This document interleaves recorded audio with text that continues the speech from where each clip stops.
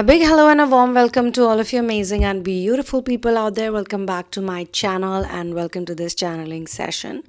So let's dive deep into this collective reading. It may or may not resonate 100% with you, but whatever it is or whosoever resonates, that would be amazing, isn't it?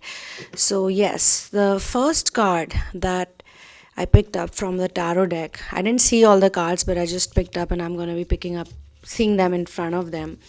The first one is not the first one from below, but above, is Two of Wands. This is the first one I picked. And what I sense over here is that this energy is talking about somebody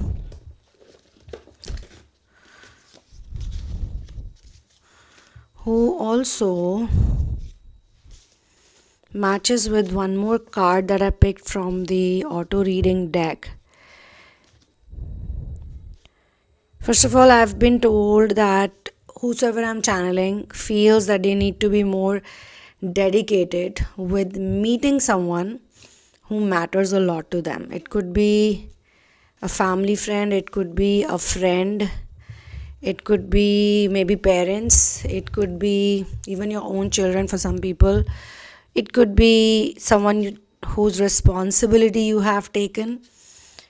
Maybe you are like someone's godparent, godmother, godfather. It could also be some animal friends you have. Maybe you go to some shelter, or maybe you serve some people, like some children somewhere. But definitely you want to be more devoted and dedicated to them. So I am picking on to the energy of people who are rediscovering who they are and doing inner work, stabilizing their energies, going within. I am picking on to energies of people who are working on creating a new version of themselves. They are evolving, you are evolving, your evolution is going on, even though it might seem to be a bit subtle, but it's definitely happening. And you realize very strongly that some behavioral patterns don't go along with the new improved version of you that's a lot more focused. And you also seeing more and more people who like you, and you feel that you're not alone on this journey, or you don't feel lonely anymore. You don't feel that lonely. I mean, there are probably moments where you do feel a bit alone or lonely. Alone is not the right word here, lonely. Sometimes maybe depressed, not waking up on time. A sleep cycle is not good. God actually created the daytime for all of us to wake up and stay awake and step out. And God created the night for resting and sleeping. Or if you cannot sleep that much, then just maybe relaxing a bit.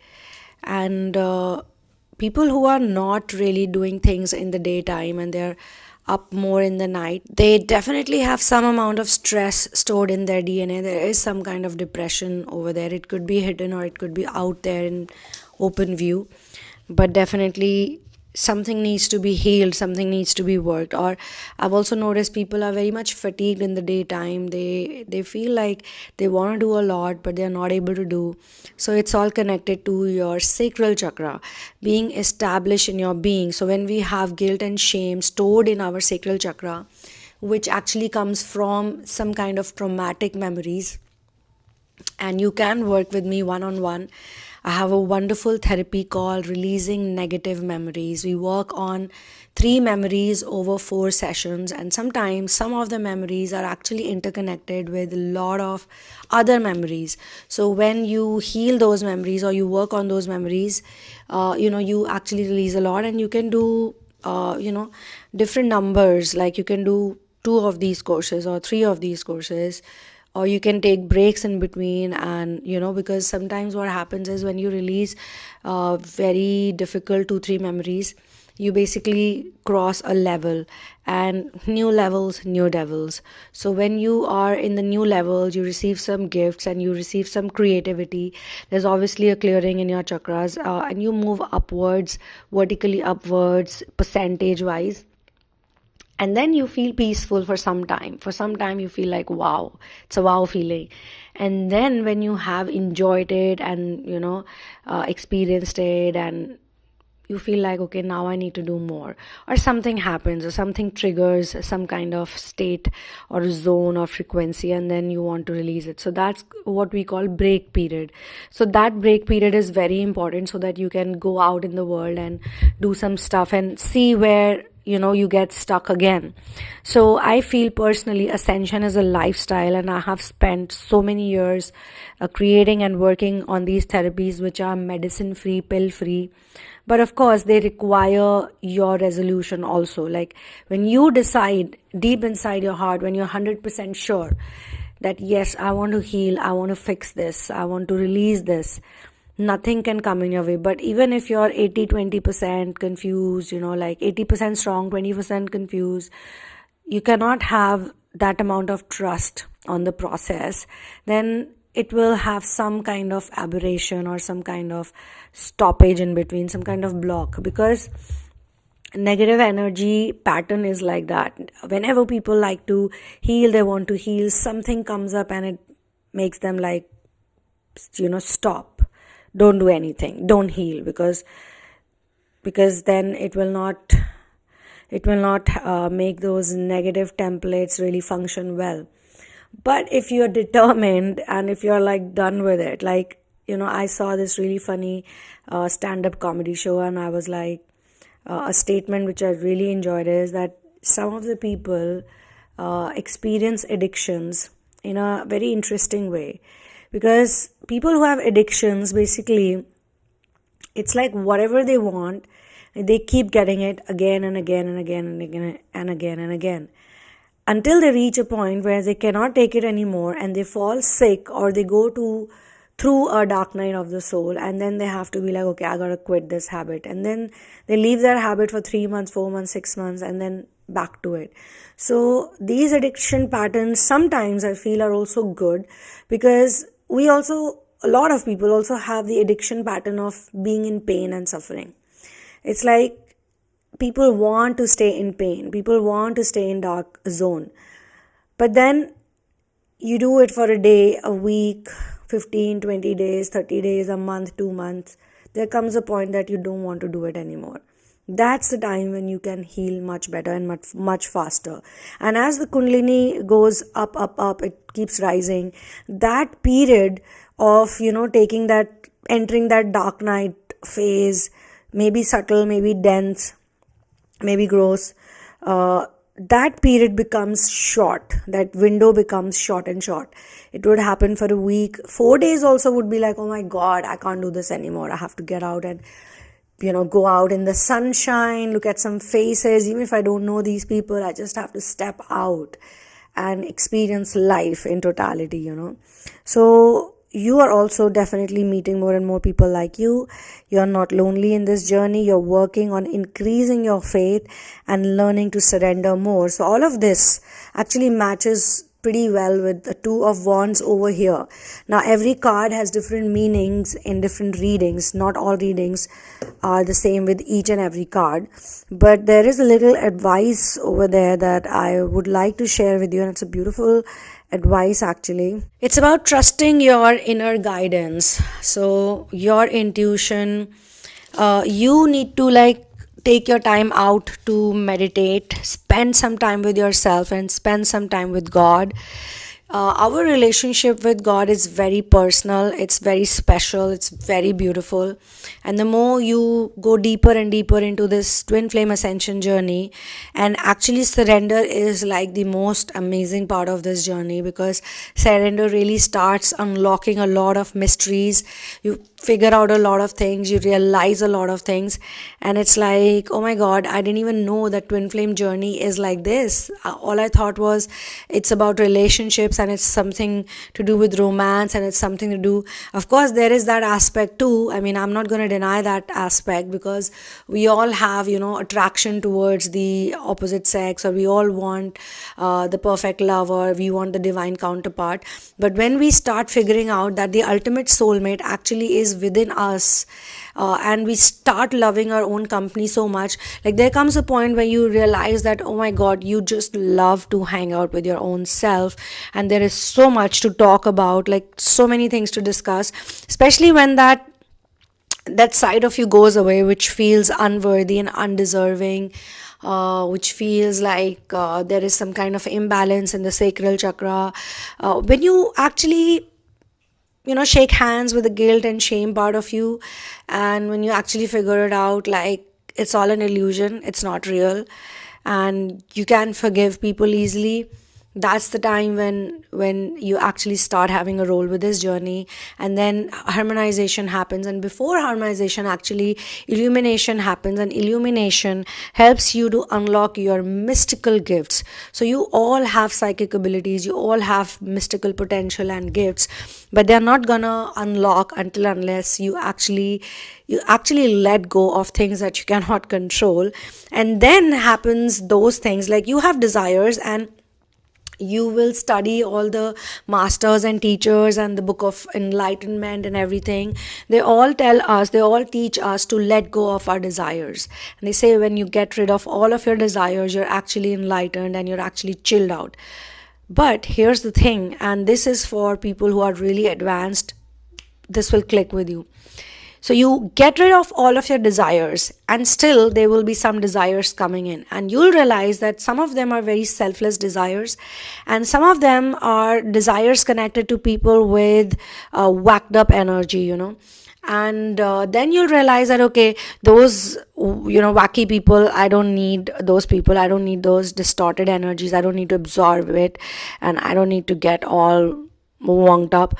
Then you realize that there are these really beautiful, cute, selfless desires, and they're so harmless and they're so lovely. It's literally a part of you.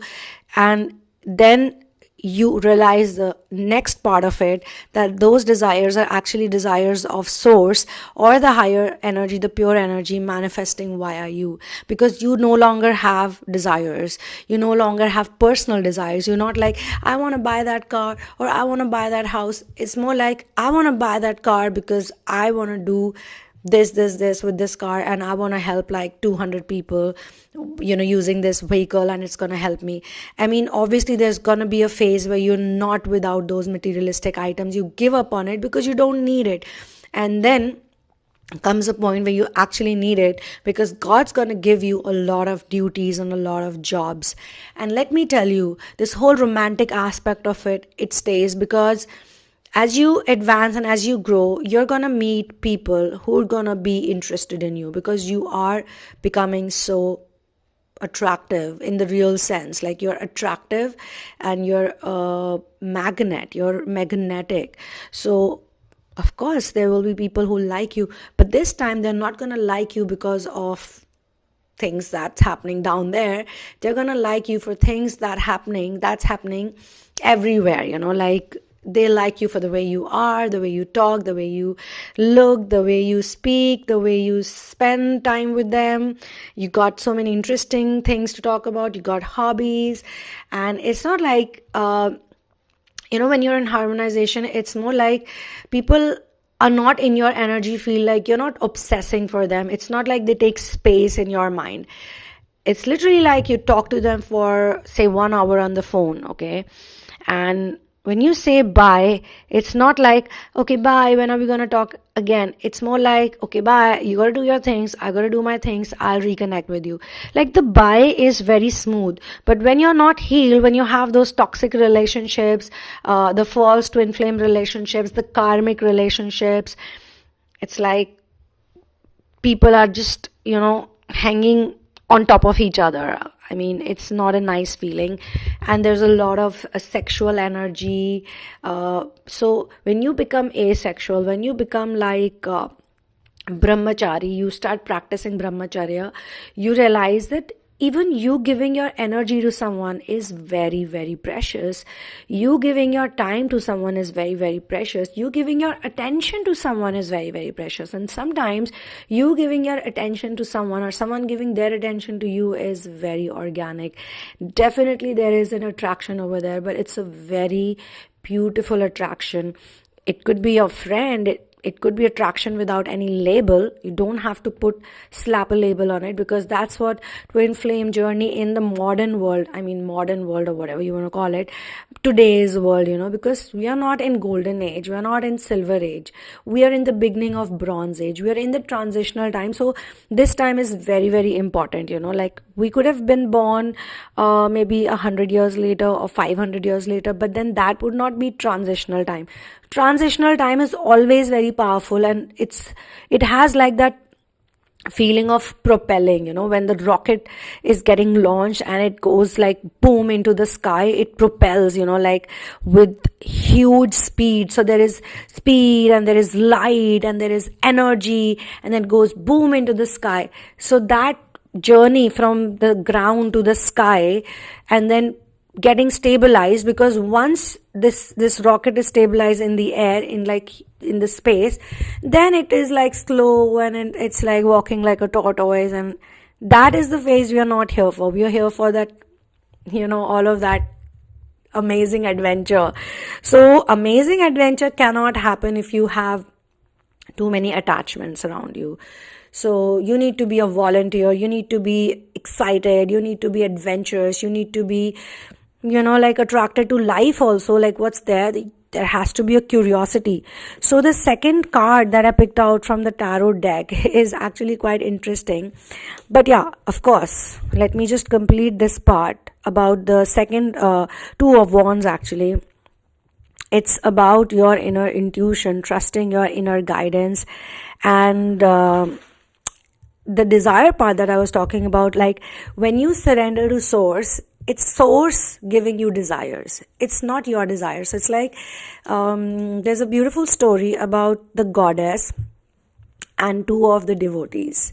Let me just briefly tell you the story. So there's a man who's very rich. He's got huge legacy. He's got factories and buildings and, employees and money and blah, blah, blah going on.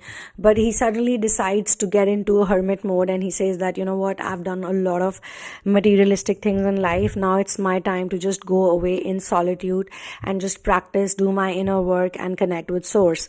So he's like, doesn't have any kids. He didn't get married. So he's like, who is the right person for me to give my legacy to? So he finds out that there's one of his nephew who's like very smart and very nice guy. So he says, okay, I'm going to make him the person who's going to take care of it. I'm going to give him everything basically. So then the nephew is asking questions to the uncle, like, uncle, why are you giving everything up? So he says, well, I'm going in search of God, and I would be one with God. So nephew says, and why would you do that? Oh, it gives like a lot of peace, and it gives a lot of satisfaction, and like I've done a lot of materialistic things, I've made a lot of money and I've been successful, but now I want to do this, and I think I have enough for me. I can go someplace else, and I can live in ekantvas, which is solitude, and I can just do this, these chores every day. So the nephew says, well, why don't you take me along with you? I also want to do the same thing. So the uncle is like, really? He's like, yeah, I also feel, like this has been happening to me as well. So then they both dissolve everything, and they take whatever is needed, and then they just both go away. So when they go away, it's not like solitude doesn't mean, even if you go together on a journey, doesn't mean that you're going to be sitting next to each other. So they both have their own separate places, private places, and they are both doing their inner work, and they're both doing it really well. So one fine day, when they have both reached a certain level, the uncle feels like having a rice pudding, like eating rice pudding. Now these two people have renounced everything. They don't have any desires, and they've been working, practicing really hard to not have any desires. And as I told you, they already gave up on the materialistic desires. Now they're just doing inner work related things. And I'm sure, even at that time, so many mental desires and physical desires and all type of sorts of desires come into our minds. So they both actually become desireless in a way. But one fine day, he wants to eat the rice pudding. Now they have given up on all materialistic pleasures. They don't have money or anything, they just have basic, like, place to live, and they both beg for food and all of that. They are like monks. So that day he's like, how do I make rice pudding? Like, I need milk for it, I need nuts for it, I need maybe raisins or sugar, or I need even like a good cooking bowl or something. So he's like looking around for it, and someone just comes over and says, hey, there's some rice. Then someone comes over and says, hey, there's some sugar. Literally all of the ingredients just get collected somehow. So he starts cooking the rice pudding, and he's very excited. And then he thinks about his nephew. He feels like, shouldn't I just invite my nephew over and ask him if he wants to eat the rice pudding or not? Like, he's also been doing his inner work since so long. So he says, okay, let me look for my nephew. He knows where the nephew would be. So he goes to meet him, and he says that, hey, my boy, I cooked rice pudding. I had this really strong urge to eat rice pudding, and I've made it. Why don't you come and join me? So the nephew goes along with the uncle. But just before they start enjoying this amazing meal that they've cooked, he says, hey, but I want to say something. Like, they stop, and he says, what? He says, well, I want to say to you that, aren't we supposed to go desireless, desire free? Then don't you think that wanting to eat the rice pudding is also a desire? So the uncle and the nephew are like, oh yeah, they both stop, and they're not able to consume it. And this is when Goddess appears in front of them, and Goddess says, what's happening? Why aren't you eating the rice pudding? And they say, well, it's a desire, and we want to be desire free. And she says, well, my name is Ichamai Mata. So Ichamai means the goddess of desires. She's like, I am the goddess of desires. I'm the goddess who gives desires to people. And this desire was given by me, which is why it's a pure selfless desire, which is why all of the ingredients got collected so easily. And you've been given this desire by God, by Source. So whatever you offer to Source, or whatever you take as a surrender, under surrendership of Source, that desire does not come with any karma. So desire usually creates a lot of karma, action, reaction, and all of that. So people who are doing inner work, they try to refrain from living a life full of desires. But when you reach the illumination and harmonization, when you're literally in union, the desires come via Source. So this is what I sense in this reading also. I do sense people who are so selfless and people who are so amazing.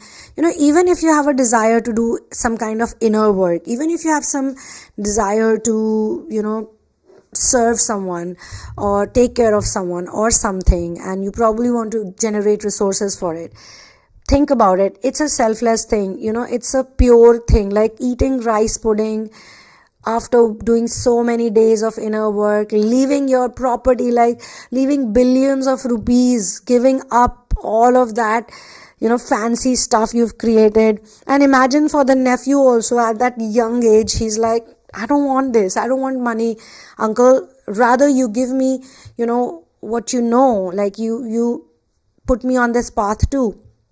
So you see, they are so pure, both of them.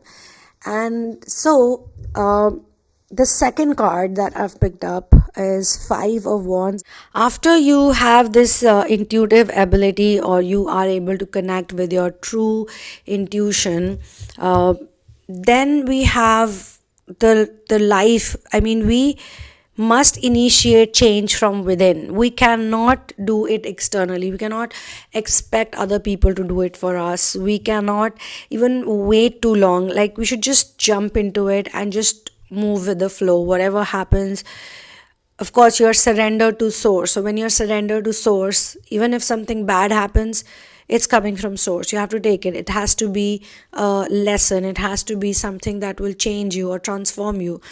Pain also needs to be felt fully. Only then you can heal it. So you feel it and then you heal it, So yes, sometimes you need to actually start a conflict also to get the good things done. My master says that if you want to do something good, like say inner work or help someone selflessly, maybe feed some poor people on a very difficult day, and maybe feed some animals, or just help some people in different ways. You can help people, maybe buy some jackets or some clothes to poor people, poor kids during winter, freezing winter days. And your family says, no, you can't do that, you don't have to spend so much money on these things, like you must save money for a rainy day, or you must not do this, or you must not do that, blah blah blah. Or maybe you want to simply do inner work, you want to go somewhere and you want to practice meditation. Maybe you want to do it in your own room, and your folks are getting all worried, like what's up with you, why are you doing all this, you're too young for this, and blah blah blah, whatever. Your partner goes a little bit psyched out, like what's wrong with you, why you suddenly into all this spirituality, blah blah blah. So this is a time when you need to be a bit into your zone, and you can start a conflict, because this is happening for a good reason. And I don't mean like literally start getting into a war zone, but yeah, to put your point across, sometimes you have to be mentally strong also, like you have to put your foot down. So this is the second advice that came in. The third is lovely, so I'll show you the card also. This is Five of Wands. This is the first one, which I've already shown you. Now we have the Page of Swords. Page of Swords is like this very young, fresh energy, a lot of ideas. It has got nothing to do with age, but definitely it's the energy that brings in that youthful vibe in. Basically, Page of Swords is all about being alert also. It's like, if you look at the guy's position, it's a person who's ready to strike, or it's a person who's sort of ready, like in alert mode. They're looking around, and they're like, what's the right time to strike. In Hindi, we have this very famous saying called loha garam hai, maro hathoda, which means when the iron is really hot, red hot, that's the time you strike on it, right? That's the timing. So you have to not be sitting, just look at the right time and jump into it. Plant the seeds and let it be, like let God take care of it. You do your bit. Like if you want to do something in life, you put in your effort. At least you put in your effort. First person is you who has to put in your effort, and then you let go and let God. So it could also be you need to have a youthful approach, like you need to get out of your bed on time, or you need to just be excited about life. Maybe you've become a bit dull and you got a little bit bored. Like people who are very intelligent can get bored easily, but a little bit of focus and being alert. And maybe for those who are into deep inner work, this could also mean that increasing your alertness, your awareness, being more into the moment, trying to be more present. All of that could also go well with this card. The next card that came in this channeling, of course, in this collective reading, intuitively what I pick up is a wonderful card actually. And it's all about joy, abundance, being grateful, because I think a lot of you have gone through a lot in life to be where you are now. And it's not a journey which can be put into words. It's not a psychiatric examination. It's not like you're on pills or something. It's a journey where by your own experience where you are. It's a journey of experience. It's not a quantifiable thing. Like people who are into metaphysical work, they cannot act like people who are in the worldly world. If they start acting like people who are in the worldly world, then there will always be a conflict which is not going to be good for their journey. So 10 of Cups over here is actually a good card, because it talks about long-term security, long-term longevity. It talks about you getting whatever you've been working on. For some of you, now is the time you could be stepping into a journey of a lifetime, and for some of you, you have now started experiencing stability factor. I do sense there is a better environment around you. It is more supportive of your inner work. It is more supportive of who you are as a person. I think you have struggled a lot, and you're gonna be in a better space. Family will support you, family will be okay with you. And for those people who have a question, like you have been in a lot of pain, you have been suffering, you have a lot of trauma stored and you want to work on it, this could be a sign for you that whatever you're planning to get into, whatever you're thinking about your healing, about your inner work, about, in general, maybe even work related, it could be, whatever you're now stepping into, whatever decisions you're making, it would actually help you in the long term. So this could also be a sign for you. If you're struggling with something, okay, you're gonna get help. Basically, you're gonna get help from your soul family, or you're gonna get help from someone in the physical reality. Whatever you're into is gonna eventually take you to abundance, achievement. It's gonna take you to an overall feeling of satisfaction. I think you are looking for a feeling of satisfaction and security. You are looking for something positive to happen now. You are wanting to increase your confidence level. You are wanting to actually attain perfect harmony, abundance, and true happiness, simplicity of life. Like, it is very easy to be happy, but it's very difficult to be simple, because true happiness actually lies in simplicity. So you are looking for simplicity, and if you are stepping into a certain direction, then I think the sign is, go ahead, it's all good, it's all fine. And then we have the 8 of Wands. Again, if you look at all the other cards, then it's a positive sign.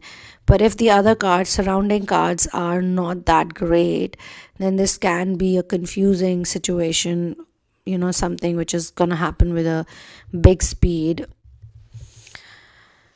Yeah, if the cards are not very positive around, then this could turn into hasty decisions or hasty actions, or something related to delay. But if overall feeling of what you're getting into or what you're already into, like I can see in the other cards, there's a curiosity factor, there's an awareness, there's a faith factor is also high. And of course, you're not just sitting there and not doing anything. There's a strong feeling that you want to change things and you're going to get up and do something about it. So when all of that is there, then 8 of Wands actually becomes a good thing. Then this card in this reading actually means that this is gonna be end of a phase. This is gonna be end of something which has been haunting you for a long time, and start of something more positive, start of something which is more satisfying to you, to your soul. So it will add some energy into your life. It will add joy de vivre factor into your life. It will add gratitude in your life. Whatever you're gonna do, or whatever you've been thinking about, what you're thinking about, of course you know that better. So I'm also picking up on the energy of someone who wants to do a lot in life, but also wants to be a free person. You want to remain a free spirited person all the time and have lots and lots of energy. Sometimes you feel you have to accomplish a lot of things, but then there's very little time as per the days pass by. Every day, sometimes you feel that, oh my God, the day is over. I have to accomplish so much. I have to accomplish so much. I have to do so much. And this feeling that you still haven't accomplished whatever you want, or you still haven't done whatever you want, this is the feeling that makes you sad, and you're not able to turn your ideas into reality, because this whole feeling is connected to sacral chakra, again creativity. And I think the best way to raise your creative quotient or best way to heal your sacral chakra is to work on solar plexus chakra. So if you chant the Ram sound, the magical mantra Ram, the magical Bij mantra Ram, Ram, Ram, Ram, Ram, Ram, as much as you chant it, it increases your confidence, but you have to chant it with love. You have to chant it with a lot of faith, and it works magic because the bhav, or the emotion behind it, the feeling behind it actually adds a lot to the sound, because the whole universe, the whole cosmic reality is working on sounds. You must have noticed when you watch a certain horror movie, there is a certain sound playing in the background which is scary, and it gives you like some feeling in your stomach. For some people, they feel a gush in their heartbeat, and it's like there is a thrill also. Some people love horror movies because there's a thrill, and there's something that they don't believe in, all the paranormal stuff, but it's the sound that does it. If you remove the sound, it will be like any other story. Like if you remove sound from the horror movie, you're just watching, you add some comic sound to it, you add some romantic sound to it, it will start appearing romantic and comic. So sound is very important. Same thing, even when I make videos, some of those short videos I make, I've realized that sound plays a very important role. If you put relaxing sound, it will be different. If you put funny sound, it's different. If you put you get the point, right? You get what I'm trying to say. So similarly, Bij mantras act in a certain way because every sound, every mantra carries a vibration and a frequency. This is a very powerful magical mantra. So the more you chant it, the more you think about it. We say in Hindi the word Simran. The more you, Simran means remembrance. Simran doesn't mean anything else, anything complicated. It's just remembrance. So if you keep remembering the sound throughout the day also, while you're doing your basic mundane chores, and I think when you sing it, when you listen to songs which have this sound, it becomes even better. So I'm also working on creating certain meditative sounds to heal the solar plexus, or some songs to create healing for solar plexus, because I think without confidence nothing can happen. You can pull off a lot of things if you have confidence in life. If you don't have confidence, you may have talents and skills and gifts and beauty and whatnot, but it's just like goes wasted sometimes. So I think we all must work on solar plexus, and solar plexus also has the power to heal the chakras vertically in the upper area, like the Sahasrara, the third eye. Also, your gut is connected to your third eye, to your intuition. That's why we say, oh, I have a gut feeling about this. So intuition is extremely strongly connected to your gut. So therefore, when you heal your gut area, some of you could be going through stomach problems also, because lately, we call it gochar in Hindi and transit in English, and everyone knows who's into astrology that we have the transit and then we have our own horoscope going in sync. If you're in sync, if your own horoscope is doing well but transit is not doing well, like how we see people talk about Mercury retrograde and this and that, and everyone is going like, oh my god, it's coming and now things will be troublesome. So you see that transit does have an impact. So during these days that I'm doing this channeling right now, or maybe whosoever listens to it later on, you can use it as a collective reading message also. I do sense some heavy energies and some energies that are here to release some of the stuff that we don't need anymore. It's gonna last for 3-4 days more, I think, maybe 3 days, 2 days more, I think, yeah, if I calculate the time frame. So yeah, this is where I'm gonna close this particular collective reading. And for personal sessions and for therapies, you can check out the description box. You can get my book In the Name of Love, A Journey of Finding Your Ultimate Soulmate, only on Amazon Kindle. Link is given below. You can also become my Patreon and you can support this content. I will see you in the next video. One love, peace out, and victory to Ram.